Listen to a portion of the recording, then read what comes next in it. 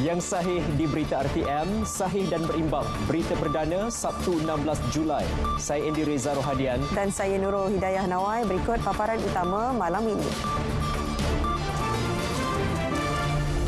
Wakil belia bakal dilantik jadi ahli Dewan Negara.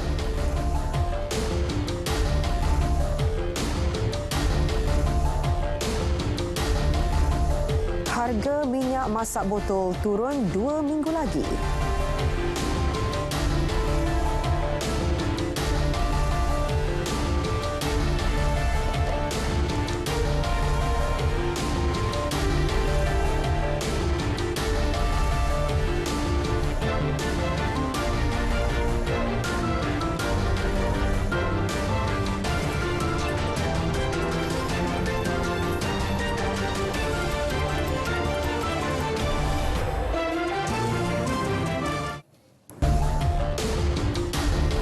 Assalamualaikum, salam keluarga Malaysia. Seorang senator bakal dilantik daripada golongan belia. Perdana Menteri Datuk Seri Ismail Sabri Yaakob berkata pelantikan dibuat bagi memastikan suara dan pandangan mereka lebih didengari. Saya percaya dengan adanya wakil belia di dalam Dewan Negara, suara belia akan kita dengari secara direct, secara terus daripada wakil belia tersebut. Seperti yang saya katakan, masa depan negara ini bergantung kepada anda, warga belia. Perdana Menteri berucap merasmikan sambutan Hari Belia Negara 2022 peringkat kebangsaan di Padang Pekan Tuaran. Turut diumum peruntukan RM1 juta kepada Majlis Belia Malaysia bagi pelaksanaan aktiviti Persatuan Belia seluruh negara.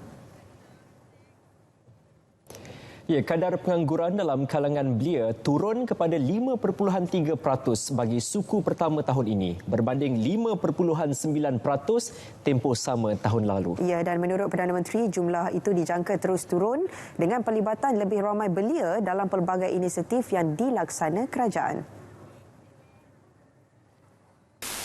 Ini menjadikan bilangan penganggur pada suku pertama tahun ini seramai 585,000 berbanding 627,000 orang bagi tempoh yang sama tahun lepas. Jumlah ini dijangka terus menurun sekiranya kita mengambil tahu dan mengambil peduli pelbagai inisiatif serta program yang tersedia untuk golongan belia. Ya, dalam pada itu, Perdana Menteri memaklumkan bidang pertanian bandar akan diperkasa. Tujuannya meningkatkan penglibatan belia dalam sektor agromakanan yang menawarkan pulangan lumayan. Seterusnya, mengurangkan kadar pengangguran membabitkan golongan berkenaan.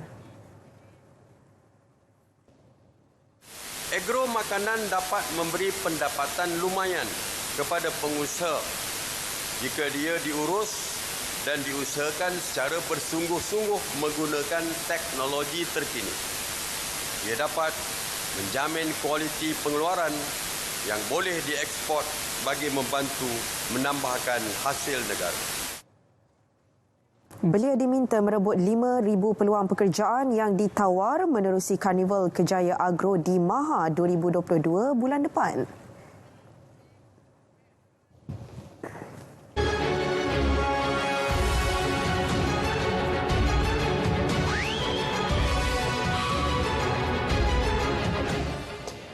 Harga minyak masak tidak bersubsidi dijangka turun dalam tempoh 2 minggu lagi. Penurunan harga yang dilaksana secara berperingkat dianggar melibatkan pengurangan sekitar 5 hingga 10%.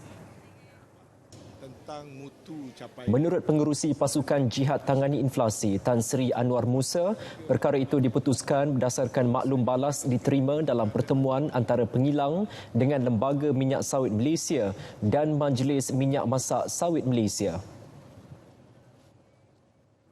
Saya tidaklah memaksa pada masa ini, saya hendakkan industri ada rasa tanggungjawab. Jangan biarkan kerajaan terkial-kial dengan masalah sebab akhirnya syarikat juga yang menentukan. Jadi saya ucap terima kasih kerana semua persatuan pengeluar bersetuju dengan pengesyoran jawatankuasa. Minyak mesti segera diturunkan, tak boleh tunggu 2 bulan, tak boleh tunggu sebulan. So saya expect Selepas 2 minggu daripada tarikh saya bertemu mereka, saya nak tengok harga minyak turun. Kalau harga minyak tak turun, I'll call them back. Mereka kena explain. Harga akan disemak secara mingguan dengan kaedah penetapan diputuskan Kementerian Perdagangan Dalam Negeri dan Hal Ehwal Pengguna. Tan Sri Anwar ditemui selepas meninjau harga barangan di Pasar Ketereh, Kota Baru.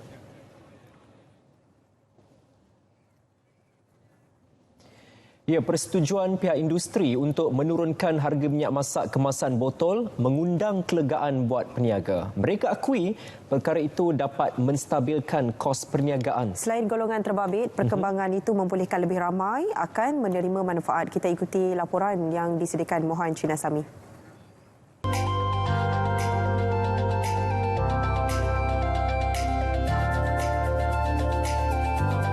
Saya amat bergembira sekali. Sebab apa? Saya menjaga macam ni, banyak pakai minyak. Jadi apabila kerajaan turunkan harga, alhamdulillah. Ini baiklah untuk berniaga. Harga barang pun tak adalah jadi mahal kan.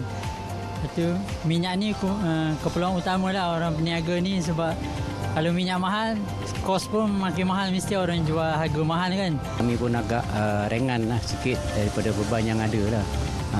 Dan kami boleh gunakan dengan kos yang rendah daripada asal. Kalau nak turun tu kira alhamdulillah lah. Bermakna tidak membebankan kita sebagai peniaga kecil lah. Contohnya macam kita orang ni. Kadang-kadang susah nak dapatkan bekalan minyak tu, bukan main susah lagi. Pergi kedai runcit cari dapat satu paket. Okey, kalau minyak masak ni kata dah turun, bermakna kita nak beli pun tak ada limit. Selain kejatuhan harga minyak sawit dunia, perubahan harga turut dipengaruhi peranan pasukan khas jihad tangani inflasi. Dan saya juga yakin bahawa ianya juga adalah disebabkan oleh faktor rundingan Jabatan Kuasa Jihad dengan penghilang minyak masak yang telah bertungku lumus untuk memastikan harga minyak masak mentah ini tidak naik terlalu tinggi dan tidak memberikan kesan yang tinggi kepada para pengguna. Dengan penurunan harga minyak masak kemasan botol, permintaan tinggi terhadap minyak masak paket akan berkurangan.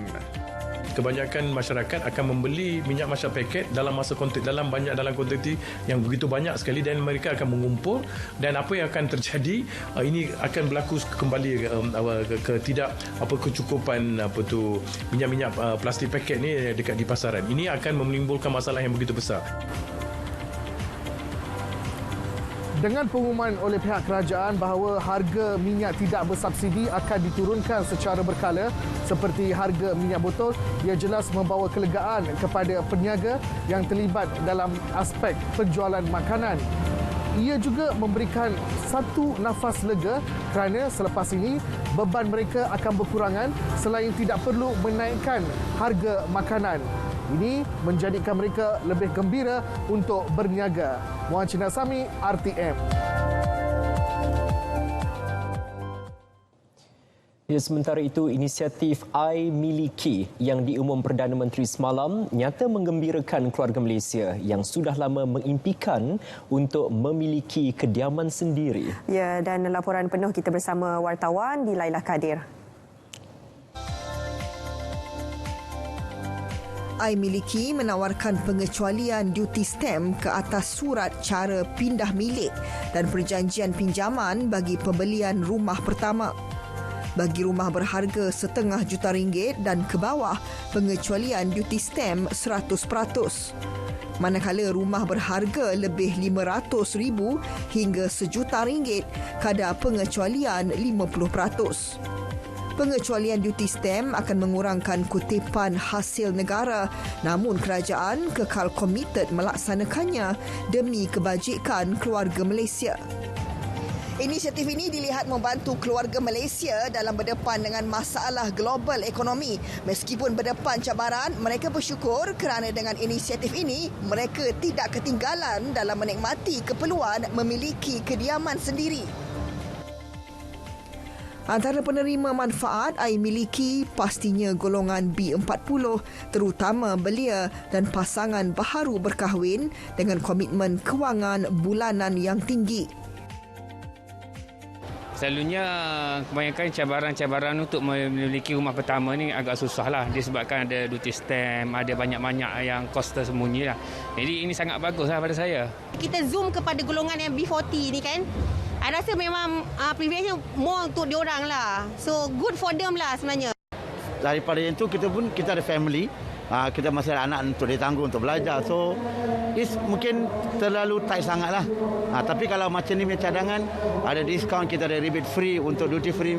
Saya rasa mungkin ramai rakyat Malaysia mungkin rasa berminat untuk nak memiliki rumah sendirilah. Dililah Kadir, RTM. Satu kaedah yang diperbaharui yang akan melibatkan kerjasama penuh beberapa premis supermarket dan kedai-kedai yang terpilih dan bukan hanya terhad kepada beberapa barangan-barangan tertentu yang akan dijual dengan harga lebih murah, tetapi dengan kerjasama tuan punya supermarket dan sebagainya untuk mereka menyenaraikan mungkin ada barang-barang lain yang boleh dijual dengan harga yang lebih murah, maka sale corner ataupun sudut-sudut jualan murah keluarga Malaysia akan diwujudkan di seluruh negara, di semua kawasan-kawasan Dewan Undangan Negeri, kawasan Parlimen dan sebagainya secara besar-besaran.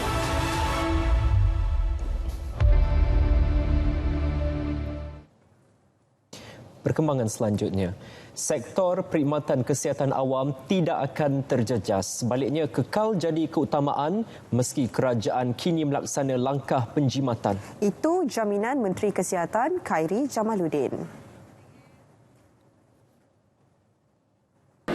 Penjimatan tidak akan dibuat untuk daripada perkhidmatan kesihatan. Perkara-perkara yang tidak melibatkan perkhidmatan kesihatan, macam bila kita buat majlis, buatlah di fasiliti sendiri, tak payah sewa hotel, tak payah ada catering yang terlalu mewah. Itu akan jadi yang pertama. Yang basic essential services, ubat-ubatan dan sebagainya, kita tidak akan potong. MySejahtera ditambah baik untuk menjadi platform kesihatan awam Kementerian Kesihatan. Dua ciri baru diperkenal iaitu rekod saringan kesihatan individu dan rekod imunisasi kanak-kanak bermula dengan bayi yang lahir selepas 1 Julai 2022. Penambahbaikan turut membabitkan pengemaskinian ciri-ciri keselamatan bagi melindungi data pengguna. Ia akan terus masuk ke dalam MySejahtera. Kita tak payah buat apa-apa. Kita just bagi kebenaran kepada klinik itu saja. Maka saya bagi kebenaran untuk maklumat ini dihantar ke MySejahtera saja.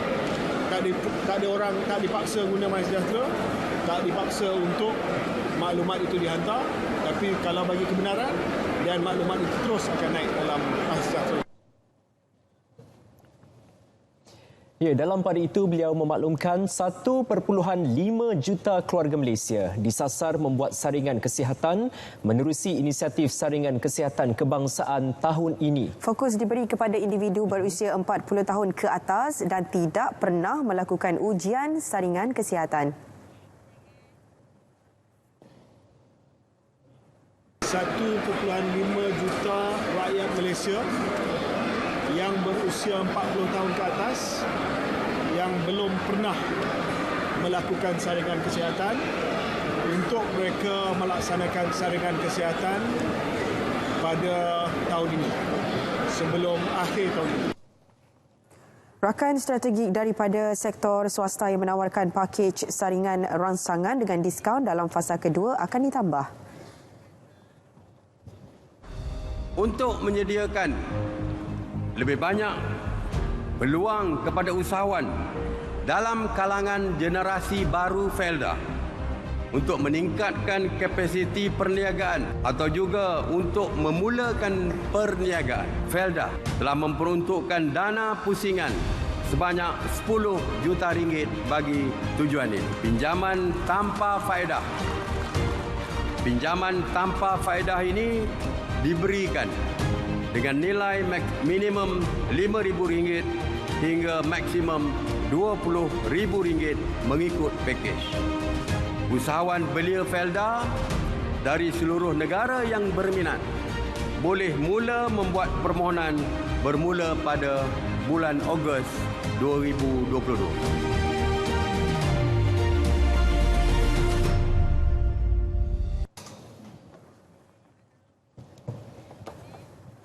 Ya, 1,000 sekolah di seluruh negara dicadang dilengkapkan dengan kemudahan rangkaian 5G menjelang akhir tahun ini.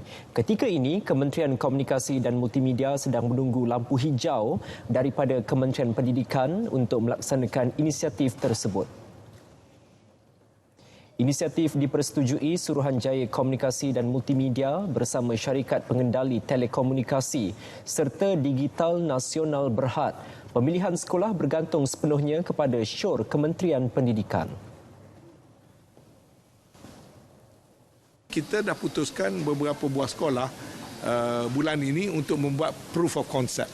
Satu konsep percubaan dengan mengambil 5-6 buah sekolah untuk menguji adakah 5G boleh roll out di sekolah. So DMB dah beri persetujuan, TM dah beri persetujuan, MCMC dah beri persetujuan. Tinggal lagi sekolah. Tan Sri Anwar ditemui selepas perasmian program Kembara Konektiviti Parlimen Ketereh dan kempen Kibar Jalur Gemilang di Padang Majlis Daerah Ketereh. Hari Terbuka Universiti Multimedia Malaysia MMU memberi peluang kepada lepasan SPM untuk melanjutkan pengajian ke peringkat lebih tinggi. Menerusi program 2 hari bermula hari ini, mereka boleh mengetahui lebih lanjut mengenai program yang diminati seperti teknologi maklumat, media dan komunikasi, kejuruteraan serta pengurusan. Presiden yang juga Ketua Pegawai Eksekutif MMU, Profesor Datuk Dr. Mazliha Muhammad Sood berkata, program yang ditawar seiring dengan keperluan pasaran. Universiti juga bekerjasama erat dengan industri sebagai langkah mempersiap graduan sebelum menceburi dunia pekerjaan sebenar.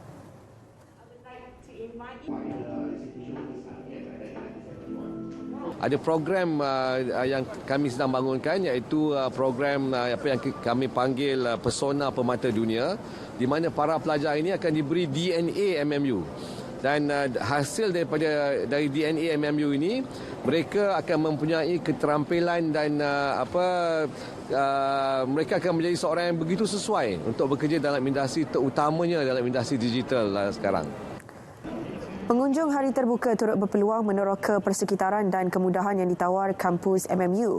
Lebih 70,000 graduan dihasilkan MMU sejak penubuhannya 25 tahun yang lalu. Saudara, program Sahabat Maktab dilaksana tabung haji pada musim haji tahun ini mencapai matlamat dan berfungsi dengan jayanya. Program yang diperkenal pada 2006 itu bertujuan membantu petugas haji melancarkan urusan jemaah, terutama ketika kemuncak haji di Masyair. Menurut Ketua Rombongan Haji Malaysia, Datuk Seri Said Saleh Said Abdul Rahman, semua sahabat maktab berkhidmat dengan penuh dedikasi meskipun mereka juga adalah jemaah yang pertama kali menunaikan rukun Islam kelima itu. Kali pertama berwukuf di Arafah, tapi tuan-tuan dan puan-puan tidak menghiraukan kesibukan untuk berdoa, tapi tuan-tuan dan puan-puan juga telah bersama-sama dengan sahabat dan sama-sama dengan petugas-petugas haji untuk memberi khidmat kepada Duyufur Rahman. Ini satu pengorbanan yang cukup luar biasa sekali dan cukup hebat sekali. Pihaknya amat menghargai peranan dimainkan sahabat maktab dalam menyantuni Duyufur Rahman. 135 sahabat maktab, 30 sahabat perubatan dan 20 sahabat medik berkhidmat pada musim haji kali ini. Alhamdulillah, kami saling membantu antara sama lain dan berinteraksi apabila jemaah haji ada masalah, kita orang akan serta satu persatu, insya-Allah. Daripada kurang upaya, daripada yang kuat dan sebagainya, dan yang tak berkemampuan, kita boleh membantu untuk meringankan tugasan mereka ataupun meringankan ibadah mereka, itu saja. Kita datang sebagai hamba Allah dan kita sentiasa harus tolong-menolong, bantu mereka memerlukan dan buang sifat-sifat yang mazmumah lah, maksudnya sifat-sifat yang tak baik, supaya kita lebih membantu dan bersama-sama menolong mereka yang lain. Jabatan Peguam Negara AGC mengesahkan Low Teck Jo atau Jolo cuba membuat tawaran penyelesaian kes yang dikaitkan dengannya. Tawaran terbabit bagaimanapun ditolak jabatan berkenaan. AGC menerusi kenyataan memaklumkan cubaan dibuat ahli perniagaan dalam buruan itu tahun ini. Usaha dilaksana menerusi pertemuan wakil Jolo dengan beberapa agensi kerajaan termasuk AGC, namun semua tawaran tidak diterima AGC. Pasukan khas meneliti, memantau serta merangka tindakan undang-undang menangani tuntutan waris Sultan Sulu wajar ditubuhkan. Ia perlu dianggotai pengamal undang-undang dan ahli akademik yang arif dengan undang-undang timbangtara antarabangsa. Terdapat dua perkara penting yang perlu diberi perhatian oleh pasukan khas ketika ini. Yang pertamanya ialah untuk memastikan kita akan berjaya dalam permohonan untuk mengenepikan dan membatalkan final award tersebut. Yang kedua ialah untuk menghantar diplomatic notes kepada negara luar bagi memaklumkan yang kita telah pun berjaya mendapatkan stay order, dan sekiranya terdapat apa-apa cubaan dari pihak yang menuntut untuk menguatkuasakan final award tersebut, perkara tersebut hendaklah dimaklumkan kepada kerajaan Malaysia supaya kita dapat mencabar dan seterusnya menghentikan tuntutan tersebut. Malaysia menggesa semua negara dan pihak terlibat memberi kerjasama penuh mengikut resolusi Majlis Keselamatan Pertubuhan Bangsa Bersatu bagi mencari keadilan buat mangsa tragedi pesawat MH17 yang ditembak jatuh di Ukraine. Gesaan dibuat bagi memastikan pihak bertanggungjawab kepada insiden ini dibawa ke muka pengadilan menerusi prosiding jenayah yang bebas, terbuka dan telus.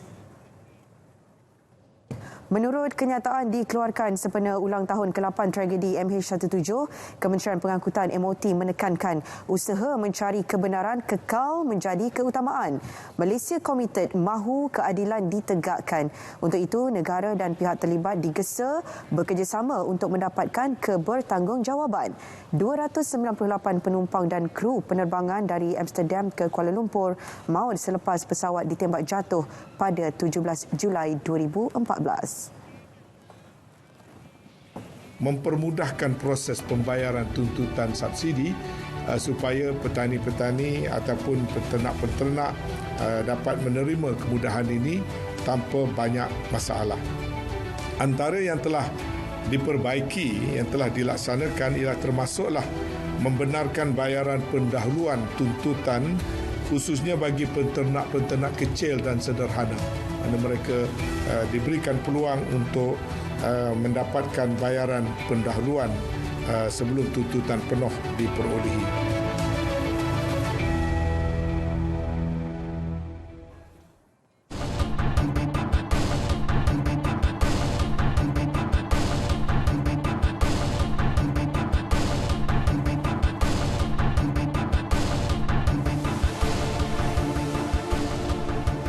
Baik, kita ke perkembangan ekonomi. Dakwaan mengatakan negara akan muflis adalah palsu. Ini kerana kedudukan fiskal negara adalah kukuh dan terurus. Jelas Menteri Kewangan Tengku Datuk Seri Zafrul Tengku Abdul Aziz, kadar keberhutangan negara juga adalah rendah berbanding negara Asia lain termasuk Jepun dan Singapura, iaitu pada 63.4%. Kerajaan sentiasa disiplin menyempurnakan tanggungjawab pembayaran hutang negara dan tidak pernah gagal untuk membayar faedah dan hutang yang telah matang sekaligus membuktikan kedudukan fiskal negara yang kukuh dan mampat. Tabung Kewangan Dunia IMF sebelum ini menganjurkan ekonomi negara berkembang sekitar 5.7% tahun ini. Turut sependapat penganalisis ekonomi Profesor Dr. Barjoya Bardai, menurutnya kedudukan kewangan negara bukan sahaja kukuh, malah ia semakin makmur susulan jumlah ekspor melebihi jumlah import yang didorong dasar perdagangan terbuka yang diamal negara. Edah yang berkaitan. Ramai pengguna-pengguna risau tentang adakah kita sudah mendekati keadaan di Sri Lanka dari segi keadaan hutang. Sebenarnya Sri Lanka mempunyai jumlah hutang negara yang lebih rendah daripada Malaysia. Tetapi apa yang berlaku di Sri Lanka ialah Sri Lanka kehilangan sumber pendapatan yang penting dari pelancongan menyebabkan jumlah importnya jauh melebihi ekspor. Sehingga kan kerajaan mengalami defisit dalam perdagangan, defisit dalam belanjawan. Keputusan melanjutkan penangguhan undang-undang mewajibkan 80% tenaga kerja tempatan dalam sektor pembuatan disambut baik majikan. Tindakan itu membolehkan lebih banyak buruh asing diambil bekerja. Seterusnya menangani isu kekurangan tenaga kerja dalam sektor berkenaan. Kenyataan Presiden Persekutuan Majikan Malaysia MEF, Dato' Dr. Syed Hussein Syed Husman memaklumkan majikan berdepan kesukaran untuk menarik minat warga tempatan bekerja dalam sektor berkenaan. Jika undang-undang tidak ditangguhkan, operasi syarikat terlibat akan terjejas dan seterusnya membantutkan usaha pemulihan sektor swasta. Bagi membantu generasi baru dan memudahkan proses pembiayaan bagi pembinaan rumah di lot generasi ini, saya mengumumkan dana berjumlah 20 juta ringgit peruntukan menerusi skim jaminan kredit perumahan sebagai cagaran kepada pinjaman-pinjaman perumahan yang bakal dibuat oleh generasi baru Feldai. Oleh itu, mereka tidak lagi perlu menyediakan cagaran bagi membuat pinjaman tertaluk sehingga dana ini habis di menapaannya.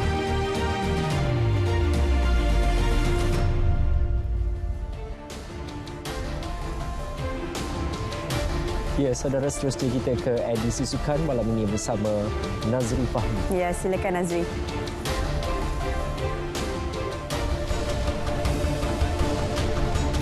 Golongan belia di Salang kembali aktif. Harimau muda mengaum di Indonesia.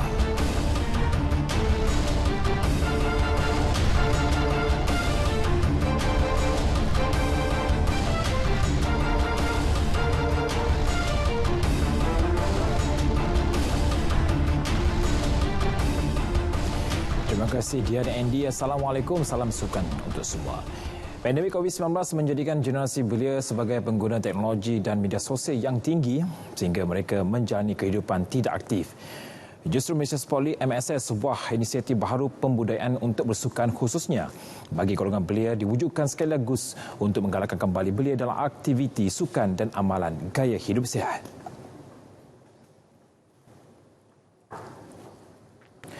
Perdana Menteri Datuk Seri Ismail Sabri Yaakob berkata program ini menyasarkan penyertaan secara besar-besaran daripada orang ramai. Malaysia Sports League ataupun MSL, sebuah inisiatif baru pembudayaan untuk bersukan khususnya bagi golongan belia, menyasarkan penyertaan 133,000 orang dan 2,232 program yang memberi manfaat pada 5 juta penyertaan di seluruh negara. Menurutnya lagi, kerajaan percaya model baharu pembangunan belia 2030 yang sedang dirangka dapat direalisasikan sebagai agenda mutakhir bagi memperkasa elemen belia sebagai sumber dan aset negara. Dalam pada itu, beliau menyarankan kepada belia seluruh negara supaya merebut apa jua peluang yang disediakan sepanjang sambutan Hari Belia Negara 2022.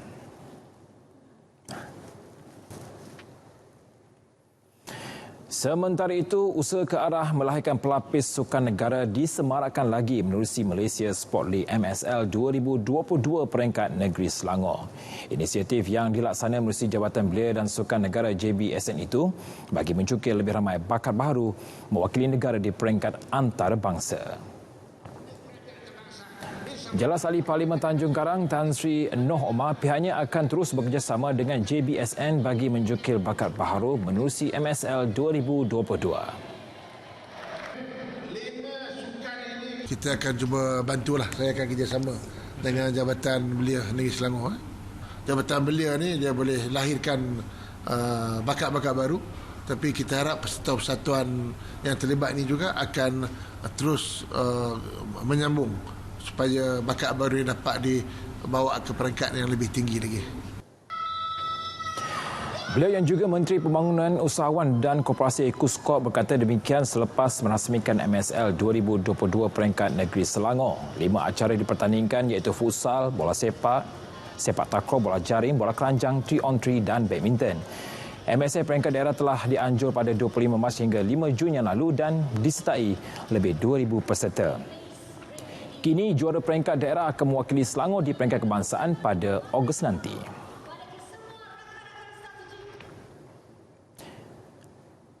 Kejuaraan bola sepak AFF bawah 19 tahun, Ketua Jurulatih Negara Hassan Sazali Muhammad Waras berkata, kerjasama dan disiplin adalah kunci kepada kejayaan anak buahnya untuk muncul juara. Dalam perlawanan yang berlangsung di Stadium Patriot Candrabangga itu, Malaysia cemerlang menewaskan Laos dengan keputusan 2-0. Jelas Hassan, kejayaan itu bukan untuk dirinya tetapi barisan pemain dan seluruh rakyat Malaysia. Selain mengulangi pencapaian 2018, skuad negara berjaya melunaskan dendam kekalahan kepada pasukan sama ketika aksi terakhir peringkat kumpulan. Pada aksi final itu, skuad muda negara sekali lagi mempamerkan permainan mantap dan agresif apabila melakukan banyak serangan di dalam kawasan pasukan lawan.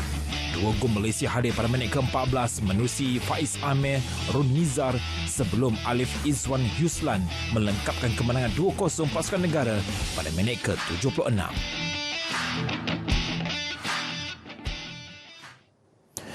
Dalam pada itu, keupayaan skuad bawah 19 tahun negara muncul juara di Indonesia semalam menjadi bukti kejayaan Malaysia dalam menyusun program pembangunan bola sepak negara NFDP.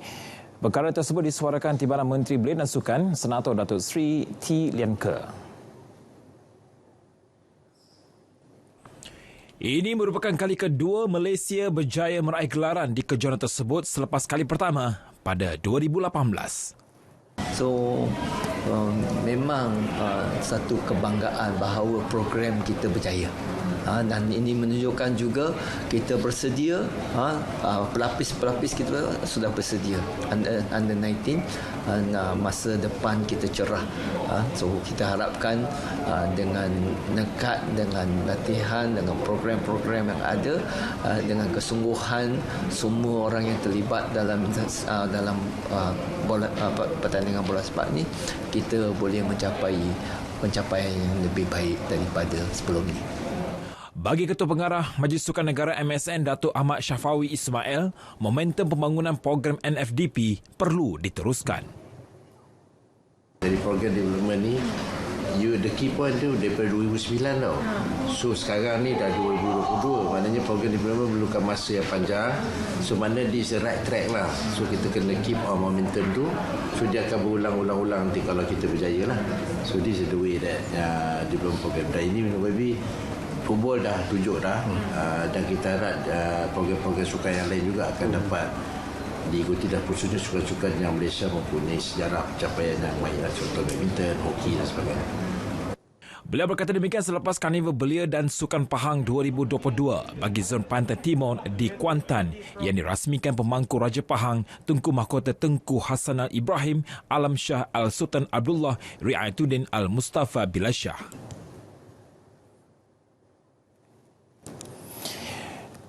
Ini pula melibatkan aksi Liga Super di Stadium Likas Kota Kinabalu. Penyerang dari Argentina Fernando Forestieri terus mencipta sensasi apabila membantu Johor Darul Ta'zim JDT meraih kemenangan 2-1 menewaskan Sabah FC.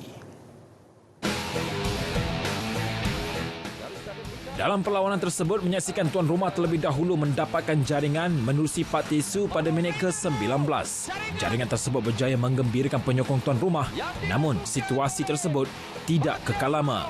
Juara bertahan JDT mula mempamerkan kebangkitan apabila menyamakan kedudukan pada minit ke-26 menerusi penyerang berbisanya Forestieri. Kedudukan satu sama menjadikan aksi di separuh masa kedua lebih sengit apabila masing-masing cuba mendapatkan jaringan tambahan. Ketika perlawanan seakan tamat dengan keputusan seri, JDT dihadiahkan sepakan percuma dan ia tenang disempurnakan Forestieri sekaligus membawa pulang 3 mata. Skuad kenderaan Benjamin Mora kini selesai di Persatuan Liga dengan 26 mata selepas 10 perlawanan, sementara Sabah yang telah mengharungi 11 aksi Liga kekal di kedudukan kedua dengan 22 mata. Lagi sekali, untuk stadion pakan yang menonton serang kembali. Dalam satu lagi pertemuan, Terengganu FC TFC meraih kemenangan kedua berturut-turut selepas menewaskan Kedah Darul Aman KDA FC. Dalam perlawanan tersebut, TFC menang dengan keputusan 2-1. Saingan yang berlangsung di Stadium Sultan Mizan Zainal Abidin menyaksikan pasukan tuan rumah membuka tirai jaringan pada minit ke-13 menerusi penyerang import Kepa Sherman. Usaha skuad Kendari mencari gol penyamaan hampir berhasil pada minit ke-36, namun rembatan jarak jauh Muhammad Arif Farhan Muhammad Isa hanya menggegap halang.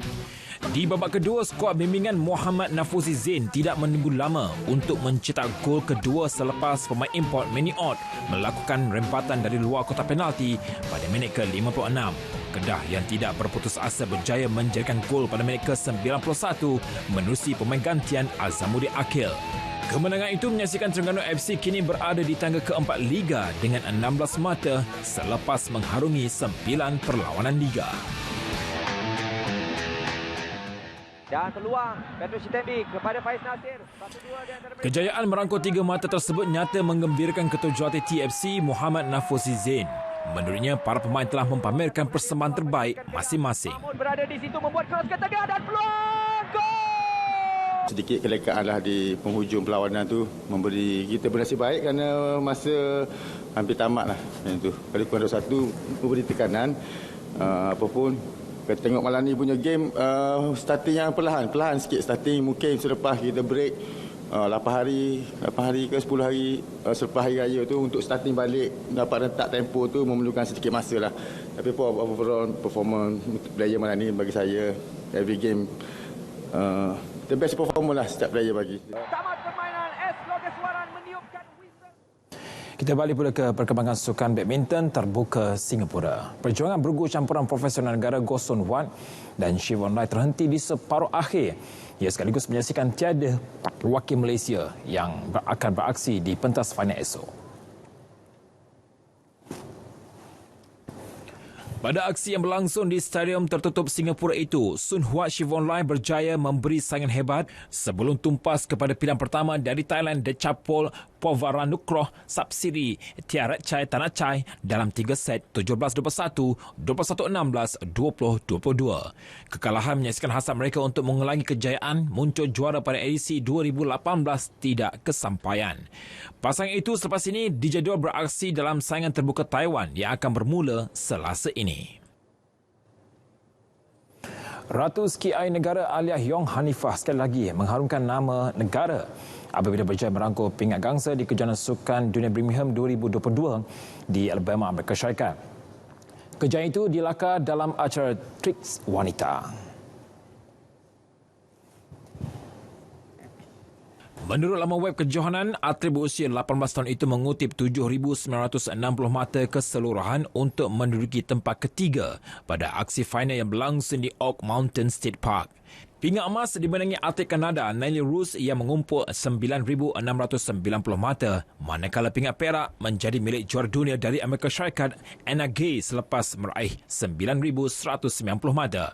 Alia akan meneruskan cabaran di Alabama dalam acara jam wanita final di venue yang sama awal pagi esok waktu Malaysia.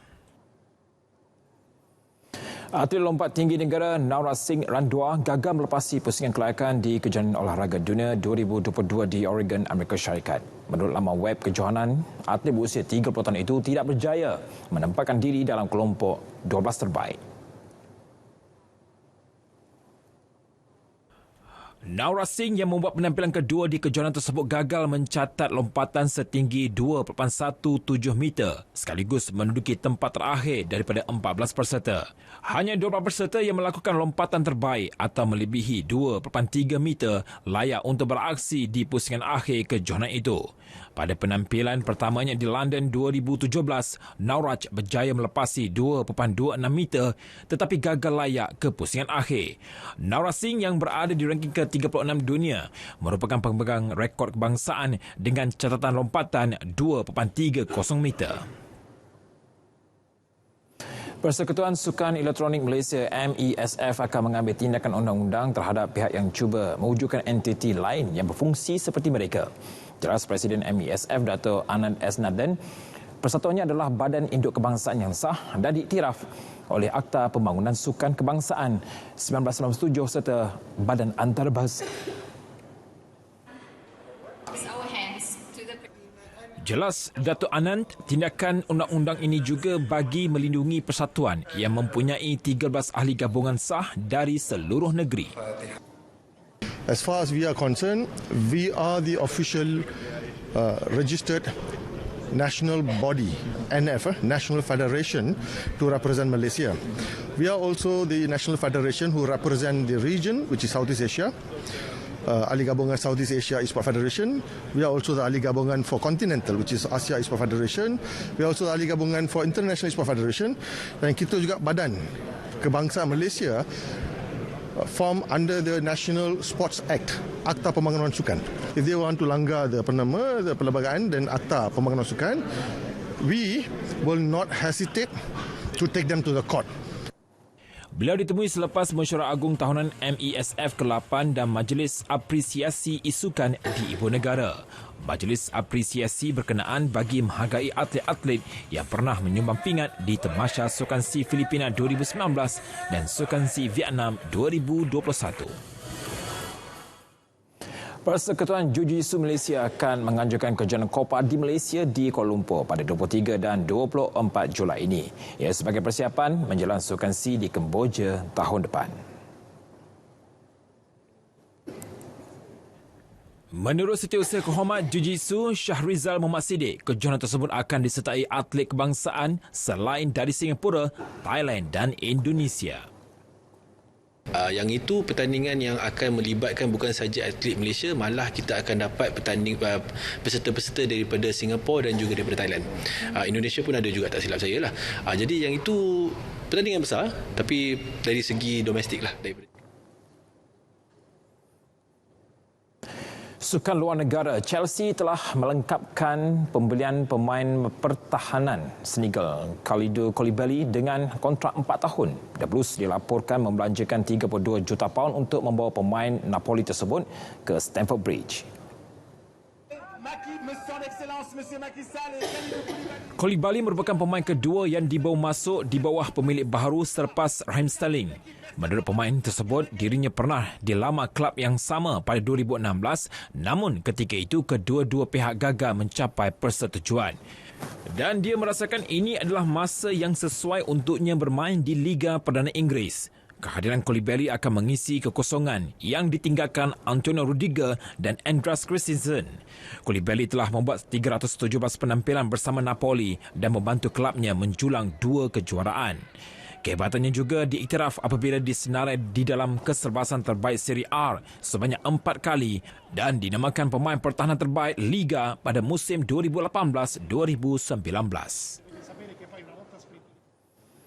Dalam perkembangan lain, pemain kebangsaan Denmark Christian Eriksen akhirnya memilih Manchester United sebagai klub terbaharunya. Klub Liga Perdana Inggeris itu mengesahkan bahawa bekas pemain Tottenham Hotspur tersebut telah melengkapkan proses menandatangani kontrak selama 3 tahun di Old Trafford. Eriksen menjadi pemain kedua yang ditandatangani United dalam jendela perpindahan kali ini selepas mendapatkan pemain pertahanan Tyrell Malaysia daripada Feyenoord. Sebelum ini, terdapat beberapa kelab menunjukkan minat untuk mendapatkan pemain tersebut termasuk bekas kelab lamanya Brentford serta Tottenham, namun United terlebih dahulu mengumumkan ketibaan pemain tersebut. Menurut Eriksen, dia memilih untuk bersama klub United kerana klub itu dianggap istimewa selain mempunyai sejarah hebat tersendiri.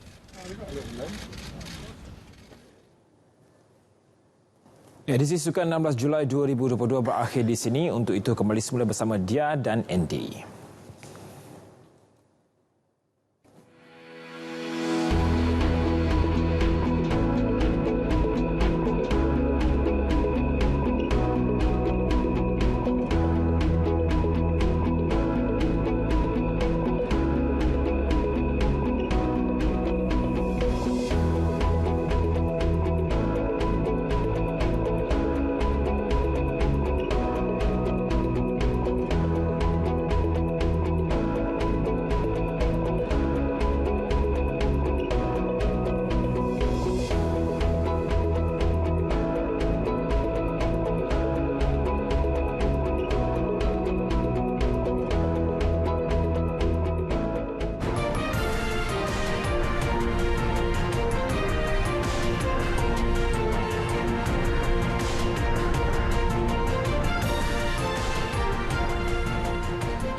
bertemu kembali. Saudara, sebelum ke perkembangan luar negara, kami ingin memaklumkan sebentar tadi telah masuk waktu solat fardu isyak bagi wilayah Persekutuan Kuala Lumpur dan kawasan-kawasan yang sewaktu dengannya.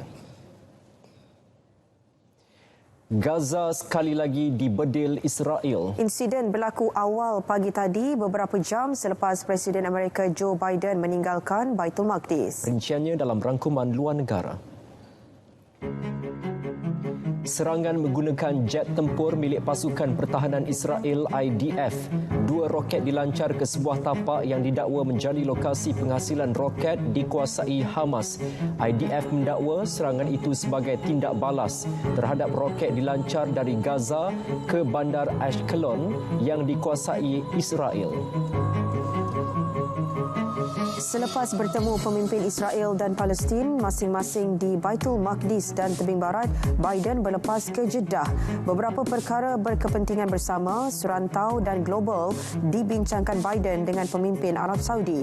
Sempena lawatan itu, 18 MOU di meterai New York dan Riyadh meliputi pelbagai bidang antaranya tenaga, pertahanan, komunikasi dan kesihatan. Rafael Caro Quintero, pengasas salah sebuah kartel dadah terbesar di Mexico, ditahan pihak berkuasa negara itu. Kartelnya dikenali sebagai Guadalajara, menerajui penyeludupan ganja, kokain dan heroin ke Amerika. Quintero antara 10 penjenayah paling diburu FBI di berkas bersama rakan kongsinya, Miguel Angel Felix Gallardo. Sehingga dikatakan di pekan-pekan di sempadan Siam, tak putus bekalan minyak subsidi kita dijual di sana dengan harga sampai RM7, RM8 satu kilo. Dan dijual berkatun-katun dalam box. Artinya bukan penyelundup kecil. Kalau dia datang dalam bentuk box yang belum buka lagi, artinya dia datang direct daripada kilang-kilang yang membuat packaging. Kita juga sudah membuat penyiasatan dan mendapati ada keterlibatan pihak-pihak tertentu.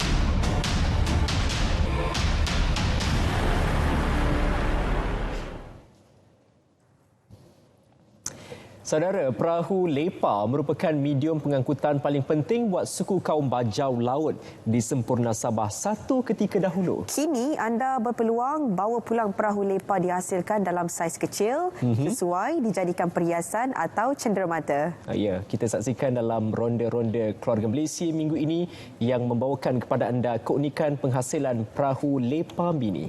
Saksikan.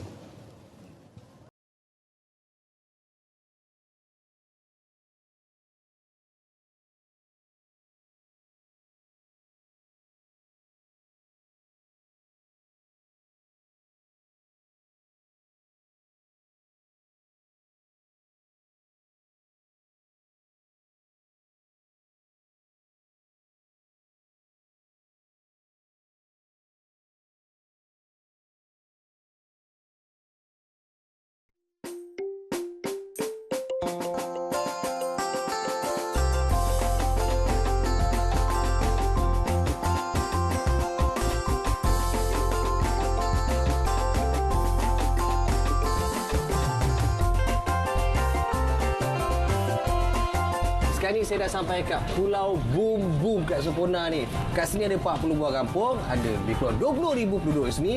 Nak tahu apa yang menarik kat sini? Jom kita tengok apa yang menarik kat sini.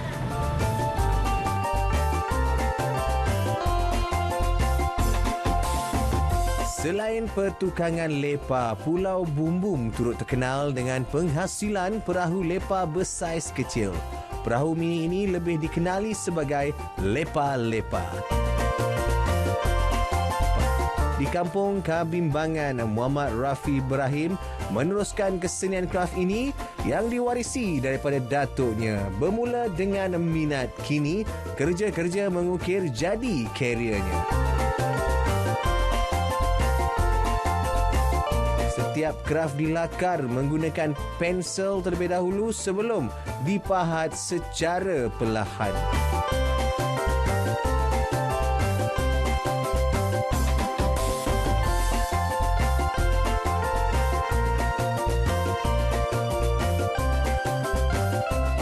Rafi juga gemar mengubah suai corak untuk dipahat termasuk ukiran kelolo yang pernah dipelajarinya.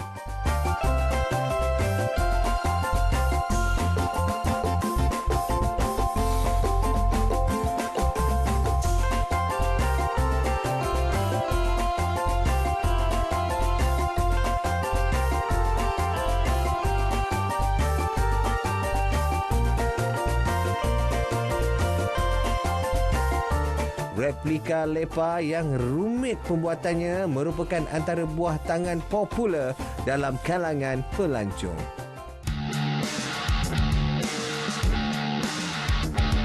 Lagi destinasi menarik akan kami kongsikan pada anda minggu depan. Teruskan bersama Ronda-Ronda Keluarga Malaysia hanya di RTM.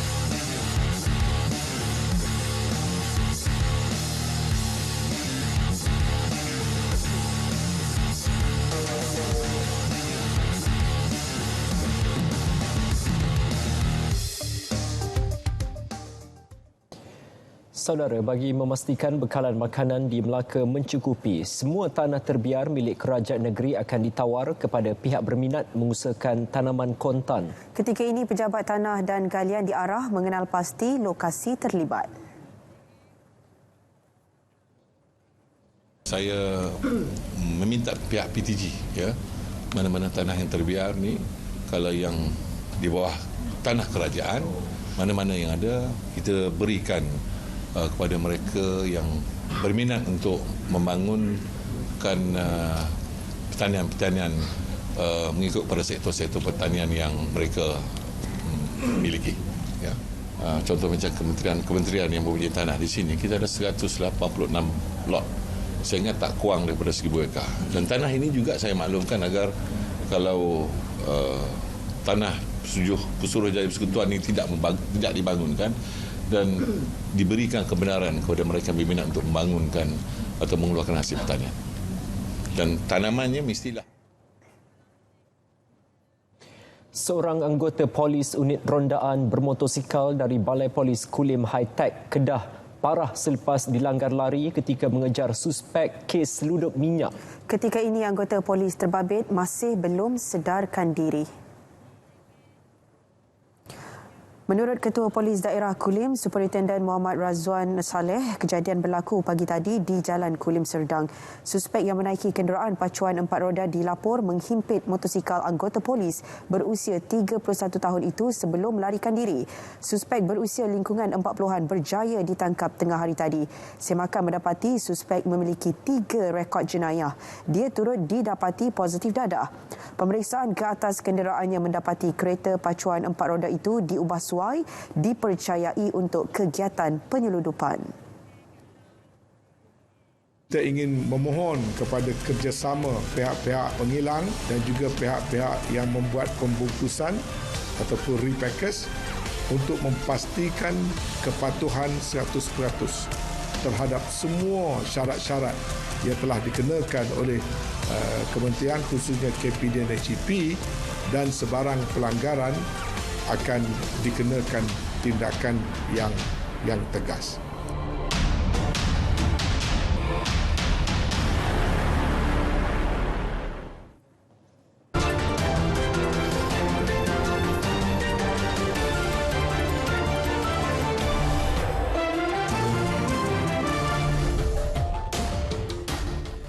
Sebuah meteor melintasi ruang udara Wellington, New Zealand. Kejadian berlaku 7 Julai lalu menggemparkan penduduk setempat. Saksikan dalam hashtag. Meteor tersebut menghasilkan sinaran terang dan letupan. Bagaimanapun tiada laporan diterima mengenai meteor menghentam kawasan darat atau lautan. Serpihannya juga tidak ditemukan.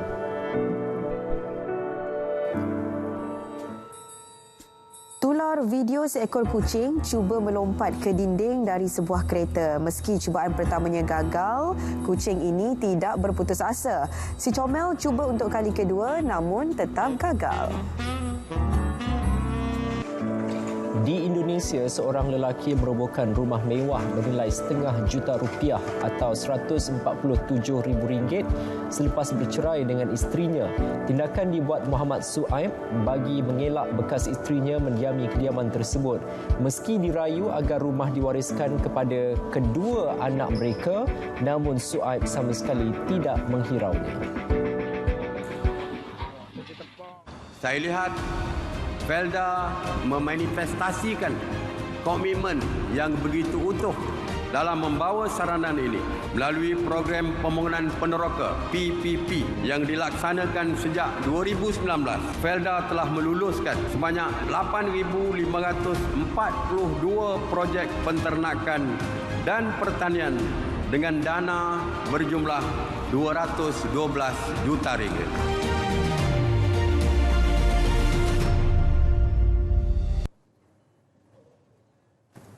Saudara, berita perdana Sabtu 16 Julai 2022 berakhir di sini. Dapatkan perkembangan sahih sepanjang masa melalui portal berita RTM di berita.rtm.gov.my. Dan paling penting, sentiasa amalkan kawalan Kediri demi kesejahteraan bersama. Dengan itu, Assalamualaikum. Selamat malam, salam keluarga Malaysia.